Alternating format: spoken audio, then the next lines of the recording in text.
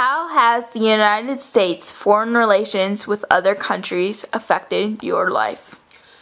Foreign relations has affected my life because a lot of things that we see today will say either made in China or Japan or just other different countries, and because of our relationship status with them, it depends on our imports and exports. If we make good relationships with them, then they will buy from us most likely.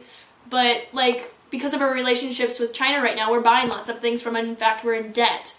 But they're not going to just say, hand me over my money right now, because they know we're the number one country that buys from them.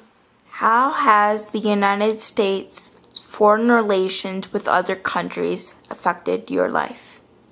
Well, when I was young, I would say the foreign relations were not very open, and there was always a lot of fear about what was going on in other countries and how it would affect us. Now, I believe that our foreign relations are much more open and our culture is much more accepting of other cultures. Today, I work with families from a lot of different cultures, and they come to the United States for a variety of reasons, from refugees to just needing a safe and good place to raise their families. So I watch carefully the foreign relations with some of the countries that our families come from so that I can help them acclimate to our country as well as understand the struggles that they have with their home countries.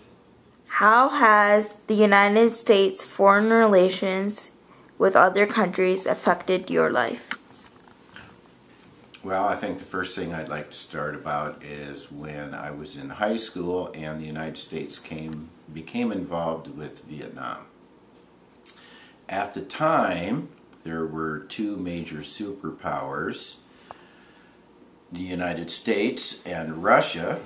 However, the United States had a dominance over Russia at that point, military-wise, but it was perceived that both countries were capable of destroying each other many times over with nuclear weapons.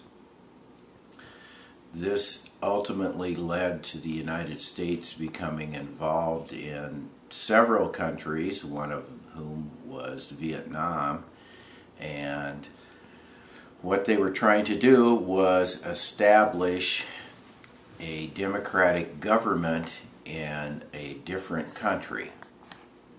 And this is a very large undertaking, and it involved a lot more than anybody had anticipated,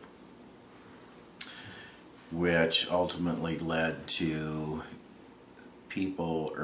many advisors being sent over to the country, and from there it escalated to military action, which ultimately led to the Vietnam War, which continued for several years before it became apparent that the United States was not going to be able to establish a democratic government without extremely high cost to the Vietnamese people as well as to the U.S. military. Also at the time, this was during the 60s, when the young people became very active and very involved in a lot of other issues, social issues at the time. It was sort of a turning point for the civil rights movement, and it was a combination of civil rights, unrest,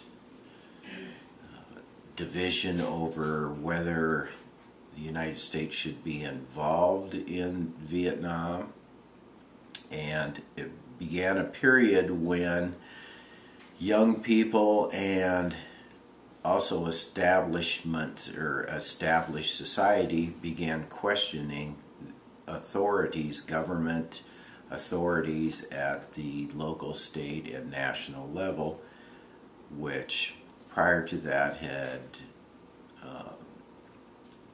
it was not the status quo. How about a break?